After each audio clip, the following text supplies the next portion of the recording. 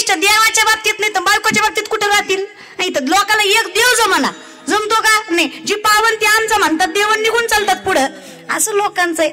अहो लोक देव तर सोडा, बायको तर सोडा, स्वतःच्या करिअरच्या बाबतीत सुद्धा एकनिष्ठ नाही. इंगळे बाबा म्हणायचे आमची लोक म्हणजे खेती करणे गया तो, झांगा झुंगा मच्छी पकडणे गया तो, टांगा टोंगा महाराज बन गया तो, उलटा टांगा असा धंदा आहे लोकांचा. लोक म्हणजे बघेल ते वाटतं लोकांना.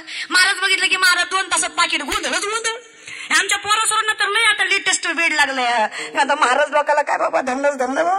अरे आम्हाला विचार लॉकडाऊन मध्ये काय मजा झाली होती. मी लोकांचं सांगत नाही दादा, आपल्याला लोकांचं काही घेऊन देणंच नाही, आपापलं सांगत असते. मला सुद्धा लय असं भारी वाटायचं. मी शिवलीला पाटील आहे, कीर्तनकार आहे, लोक माग पुढे फिरतात, मजाच मजा आहे आपली. लय मला बी मराठी भाषेत सांगते, मला तर लय माझा आलता. तसं म्हणजे मला असं वाटायचं म्हणजे मी कोण आहे असं वाटायचं मला. घरात किंमत दादा, असली किंमत घरात. बाबा असं म्हणजे माझे वडील घरी गेलं की हातरून टाकून द्यायचे, पांघरून टाकून द्यायचे, पंखा लावून दरवाजा लावून जायचे. कोणी गोंधळ केला तर झपका मारायची, दीदी झोपली गोंधळ करू नको. माझ्या घरात सगळ्यात मी मोठी, माझ्यापेक्षा 2 लहान बहीण भाऊ आहेत. मग ते गोंधळ करायला बाबा म्हणायचे अरे लिकरू कटाळून येतंय, रात्रात कीर्तन करतंय, दिवस 2-3 कीर्तन असते, त्याला झोपू द्यायचं. कॉलेजमधले शिक्षक लोक माया करायचे, आजचा पेपर उद्या दी. टेन्शन नव्हतं ताई, लय मजा होती माझी. तसली मजाच नाही. माझ्या आईनं का मला ताट वाढून घेऊ दिलं नाही ताई. अशी आता आली माझी आई संग बरं का, बरं ताट वाढून घेऊ दिलं नाही मला कवच नाही. अशी भाजी बिजी मस्त म्हणल ती भाजी आहे, म्हणल ती. फक्त 10-15 दिवसात एकदा घरी जायचे, त्यामुळे लाड असायचा, लय लाड. मी माझे कपडे स्वतः कधी काहीच नाही घेतले, नाही काय नाही, सगळं मला हातात होतं. लॉन्ड्रीचे कपडे इस्त्री बिस्त्री टाईटच. असं मला वाटायचं म्हणजे मी राजा आहे आणि ही सगळी प्रजा आहे असं मला वाटायचं बरं का. आता पुढचं ऐका. फेब्रुवारी मार्च हळूहळू चालला, असं म्हणजे असा हळूहळू चालला होता दादा. अशी फेब्रुवारी महिन्यात तर दानकावून कीर्तन केली, नेसता शिवाजी महाराज की जे दानकाच केला निसता. दिवसाला लाखाची गाठ घालायची दादा, एवढी तर मजा केली मी. मग मला वाटायचं एवढा जीव एवढं कमी होती, एवढं नाव आहे, काय गरज आहे आपल्याला काय करायची. मस्त दादा. फेब्रुवारी महिना गेला, 16-17 मार्च पर्यंत बिनधास्त चाललं. लॉकडाऊन पडलं बरं का ताई. इतकं वाईट वाटलं, महिनाभर नाही वाईट वाटलं, महिनाभर वाटलं बरं झालं कीर्तन नाही, टेन्शन नाही, जरा आराम जीवाला, तेवढीच तब्येत बिब्येत सांभाळावी. महिनाभर मजा वाटली. मला वाटलं आता बंद पडन, आता बंद पडन. आमचं बंद पडलं, पण ती नाही बंद पडलं ताई. कपाटात असे 20-25 ड्रेस लॉन्ड्री करून ठेवलेले. 9 महिने त्याला धक्का सुद्धा नाही. धक्का त्या कपड्यांना सुद्धा वाटलं असं महाराजींनी मिली काय की, पण 9 महिने कुठं सुद्धा काचतंय माहित आहे. तुम्हाला म्हणून सांगते ताई, फक्त महिनाभरच मला गपचूप बसवलं. दुसऱ्या महिन्यात आई म्हणली तू कशानं स्वतः ताटत नाही, घास भांडे. 9 महिने झाले भांडे घासण्यात गेले जाईन. काय सांगायचं, कशाचं कीर्तन करेल, कशाचं काय, नुसतं झाडून पुसून भांडे, झाडून पुसून भांडे. तेव्हा कळलं आपल्याला काय सुद्धा किंमत नाही, जे काय आहे ती ह्याची आहे बाबा. एकदा हिथून उतरलं की आपल्यासारखा पाला पाचोळा दुसरा. म्हणून तुम्हाला सांगते, कुठल्याच गोष्टीचा माज करण्यात अर्थ नाही. मराठी भाषा आहे माज, संस्कृत मध्ये अहंकार, गर्व काय असेल ते. 4 गोष्टीचा लय, ज्ञान, सौंदर्य, पैसा आणि खुर्ची, ह्या 4 गोष्टीचा माणसाला फार गर्व आहे. तसंच रुक्मिणी मातेला सौंदर्याचा आणि त्याचबरोबर ज्ञानाचाही गर्व झाला की माझ्या बायका असो अनेक असू द्या देवाला, पण माझ्यासारखी बायको नाही. गर्व झाला रुक्मिणी मातेला. रुक्मिणी माता बलिप्रतिपदेचा दिवस म्हणजे दिवाळीतला पाडवा.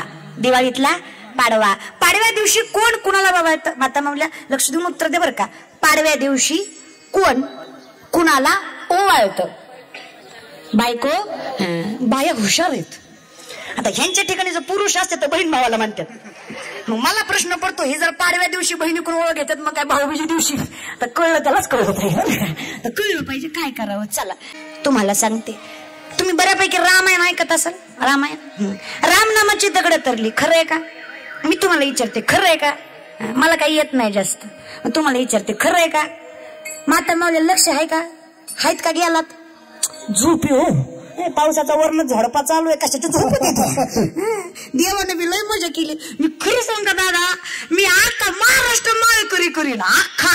बरं का निवृत्ती महाराज, अख्खा. फक्त पांडुरंगानं माझं एकच ऐकावं, फक्त महाराष्ट्राचा पावसाचं खाता या पट्याच्या हातात द्यावं. अशी मजा करीन ना का तुमची नादच खोळ. अशी मजा करीन ना राव, जी माळकरी आहे त्याच्याच वावरात पाऊस, जी माळकरी नाही त्याच्या बांधा येणार, पण वावरात टुबुक सुद्धा नाही. जी सोमवारी मटण मोठ्याने एकादशीला दारू तसल्या जातीला तर 8 रानात गाठणार. 8 रानात इकडं माणूस कोणी सुद्धा प्राणी सुद्धा नाही आणि त्याच्या एकट्यावरच पाडणार. पाऊस नाही पाडणार, गारा. आणि आकार बघा, आकार काळा निळाच करणार आणि पुन्हा वर्ण म्हणणार. आता कसं वाटतंय मला पाहिजे, मला गारगार वाटतंय. देव माझं ऐकणार, पण माझं म्हणणं काय माहित आहे का, देवानं माझं ऐकायच्या आधी तुम्हीच ऐका ना. सांगतो तुम्हाला भजारे विठ्ठल नाही तरी गेला, माझंच ऐका बरं काय. बरं इथं बसलेले माळकरी हातवरीकर आहेत का 2-4 तरी आहेत? अरे लयच आहेत. माळकरीचं आलं काय की बाकीचं घरीच बसलं काय की नाही. एवढे जर माळकरी असते तर मला लाखांची सुद्धा गरज नाही, थोडे कमीच पाहिजे दादा. पण कसं आहे ना, ज्याला आपलं कळतंय ते पाहिजे. येड्या गबाड्याचं काय काम दादा? येड्या गबाड्याचं इथं तर कामच नाही दादा, इथं शहाणाच लागत बिलकुलच नाही. मग चला, रामनामाची दगड तरली. बातमी रावणाला कळाली. जसे रामाचे भक्त होते तसे रावणाचेही भक्त होते ना. मेले नाही अजून, आहेत, मेलेच नाही. मंदिराच्या कामात आडवे येणारे, सप्त्याला आडवे येणारे, कीर्तन नको म्हणणारे रावणाचेच भक्त. कळवी की दादा, रावणाचेच दादा. लय काळजी करायची नाही.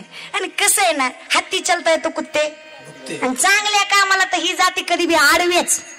हो 2-4 बेडकं होती हो, बेडकं. त्यांनी ठरवलं पर्वत चढायचा. जीव केवढा त्यांचा, पर्वत केवढा, पण बिचाऱ्यांची जिद्द होती ना. चढायला सुरुवात केलं, पण खालच्यांची आग व्हायला लागली ना. चढायला लागले म्हणून त्यांनी वरच्याला सांगायला सुरुवात केलं, चढमत चढमत गिर जायगा. दोघा तिघाचा धीर सुटला हो. असतेच कमी काळजाचे पडले. जी पडले त्यांची तर अजूनच आग झाली. चढायला होतो तरी पडलो, आणि ते चढायलेत ते कस काय चढायलेत. मग त्यांनी वरच्याला सांगायला सुरुवात केली, चढमत चढमत गिर जायगा, गिर गया तो बहुत लग जायगा. मग वरच्याने विचार केला, लय लांबून पडण्यापेक्षा जिथनं आहे तिथनच पडावं, लागन तरी कमी. विचार करा जरा, कमी लागलेलं तर बरं ना. धडाधड पडले हो सगळे. पण एक बेडूक लय जिद्दी होता, पर्वताच्या टोकावर जाऊनच उभा राहिला. म्हणजे बाकीचे म्हणले, राव एवढं पाडायचा प्रयत्न केला तरी वरच कस काय गेला. बरोबर आहे की नाही औरंगाबादकर? एवढा पाडायचा प्रयत्न केला तरी वर गेलाच कसा. जी वर गेला ती बेडूक बाहेर होता. त्याला ऐकूच येत नव्हतं ताई. ही खाल्लं किती ओरडत होती. त्याला वाटायचं हे खाल्लं मला म्हणतात, चढ जा चढ जा, चढ जायगा. ही दुनिया आहे दादा. इथे ना तुमचं दुःख विसरायचा कोण प्रयत्न करणार नाही. एक वाक्य सांगते बघा बरं का, पटतंय का? हर किसी के सामने अपने आंसू गिराया मत करो. हर किसी के सामने अपने आंसू गिराया मत करो. अपने दिल का हाल हर किसी को बताया मत करो. अपने दिल का हाल हर किसी को बताया मत करो. मुट्ठी में नमक लेकर चलते हैं ये दुनिया वाले. मुट्ठी में नमक लेकर चलते हैं ये दुनिया वाले. अपनी जखम हर किसी को दिखाया मत करो. महाराज कसं आहे ना, जोपर्यंत तुम्ही लोकाला दाखवणार ना ते मिठच चोळाय बसल्या. तुम्ही एखाद्याला म्हणा माझं वाटोळं झालं, ते म्हणा जाऊ दे काय आता होतच असतंय. पण तुम्हाला सांत्वन हे वरच आहे. मग तुमचं कोण आहे? देव माझा, मी देवाचा, हेच माझी. याच्या पलीकडे आपलं कोण आहे? आपलं तेवढंच आहे दादा, त्याच्यावरच विश्वास ठेवायचा. चला मग रावणाचे भक्त रावणाला म्हणाले, जर राम नामाचा दगड तरतय तर रावण नामाचं तरायलाच पाहिजे. चढवलं ना झाडावर रावणाला. रावण म्हणला इज्जतीचा प्रश्न आहे, आणि लोक इज्जतीला लय भेटतात. नाक कापलं तरी हेच हाय म्हणतात, पण चालत्यातच. इज्जत आमच्या पोरासोरांना तर इज्जत लय महत्वाची. कॉलेजच्या समोर एखादं पोरग स्कूटीवरनं, किंवा स्कूटी नाही चालवत, एखादं पोरग जर 2 व्हीलरवरनं पडलंच तर ती लागलंय का बघत नाही, कुठल्या पुरीनं बघितलंय का बघतोय. इतकी इज्जत महत्वाची असते. आणि ती पुरी समोर गेल्यावर तर लयच अवघड असते दादा. काय म्हणजे त्यांना काय वाटत मला काय कळत नाही. अरे बाबा, जीवनामध्ये करिअरकडे लक्ष द्यावं असं मला मनातून वाटतं पोरांनी. बरं का, तेवढी पोरं सुरू आहेत कीर्तनाला. मी तुमच्या बहिणीसारखी आहे. अरे अब्दुल कलामांचं फार सुंदर वाक्य आहे, सपने वो नहीं जो नींद में आते हैं. सपने वो नहीं जो नींद में आते हैं, सपने तो वो है जो नींद उडा देते हैं. स्वप्न बघा, गाठण्याची जिद्द ठेवा. आमचं पोरग कसं एमपीसी सोडलं की लगेच आयपीएस सोडलं की युपीएससी, लगेच कमीत कमी क्लर्क तरी निघावं असे आहे आमचे. एक ठेवा ना, एक निश्चय ठेवा. एक पोरगा इष्टीत चढला, कंडक्टरला म्हणलं 2 तिकीट द्या. कंडक्टर म्हणला साहेब एकटे दिसतायत, तिकीट 2. पोरगा म्हणला एक हरवलं तर. बघा की निष्ठा किती बघा ना. एक हरवलं तर. कंडक्टर म्हणला साहेब दुसरं बी हरवलं तर. पोरगा म्हणला माझ्याकडे इष्टीचा मोफत पास आहे. कळलं त्यालाच कळलं दादा. अरे मूर्ख आहे का तुम्ही? जर तुमच्याकडे एसटीचा पास आहे तर तिकीट घ्यायची, पैशासाठी आपलं अंग प्रदर्शन केलं, ते जर तुमचे आदर्श असतील तर तुम्ही काय मोठे होणार आहेत?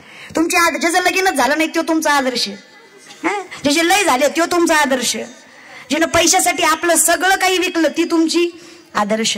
आदर्श बनवायचा आहे ना त्या मासाहेब जिजाऊंना बनवा. अरे तिनं आपलं लेकरू असं घडवलं की स्वराज्यासारखं देखणं स्वरूप निर्माण झालं. अरे आदर्श बनवायचं त्या अहिल्याबाई होळकरांना बनवा. एकटी बाई पण सगळ्या जयंती सोडून आपलं स्वराज्य टिकवलं. आदर्श बनवायचे बाबासाहेब आंबेडकर. अरे रस्त्याच्या खाली बसून अभ्यास केला पण राज्य घटनेसारखी घटना लिहिली.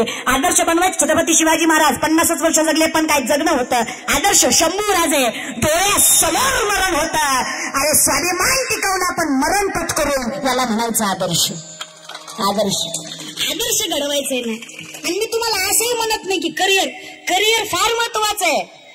अरे पोरगा असावा कर्तृत्ववान आणि पोरगी असावी चारित्र्यवान. काय पाहिजे बापाला अजून?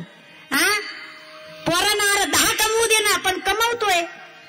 आणि तुम्हाला सांगते माता मौल्या, घरी गेल्यावर एक पोरीला सांगा तुला हवं तसं राहा, तुला हवा तसा मेकअप कर, काहीच फरक पडत नाही. सुंदर दिसणं बाईचा अधिकार आहे, दिसलंच पाहिजे. पण कधीतरी तिला एक वाक्य सांगा, तिला म्हणा हे बघ माझी माय, तुझ्या चेहऱ्यावर पडलेला डाग एखाद्या वेळेस झाकून नेता येईल पण तुझ्या चारित्र्यावर पडलेला डाग जिंदगीत कोणी झाकू शकत नाही. म्हणून चारित्र्य जप. पोरीने चारित्र्य जपलं ना बापासारखी तेवढा मोठा बाप दुसराच नाही हो. आणि पोरांना कर्तृत्व टिकवू द्या. काय पाहिजे बापाला अजून? हे आमचे निस्ते काळवा करतात. तुम्ही शिवराय आम्ही तुमचे मावळे. अरे तुम्ही ढोमकावळे मावळे का तुम्ही? मला बी बोलता बोलता लय राग येतो मला. कधी कधी कधी कधी येतोच महाराज बरं का.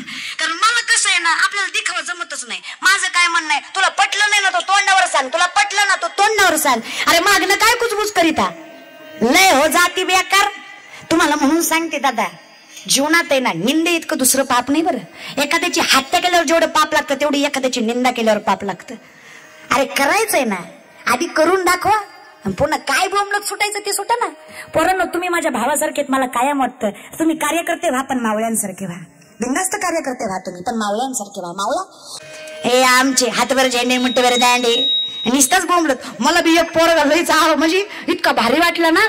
परवाच दिवशी मी येत होते, त्याचे झेडे मार बिडे मार असा लांब लचक झेंडा होता, केशरी छत्रपतींचा चेहरा होता त्याच्यावर. मला वाटलं शिवरायांचा भक्त आहे. चंद्रकोर बिंद्रकोर मिशी बिशी अशी मस्त. मला बी लई म्हणजे असं इम्प्रेशनच पडलं त्याचं माझ्यावर. मग मी काय केलं, म्हणलं पुढून जाऊनच बघावा जरा. मग मी त्याच्या पुढे गाडी घेतली.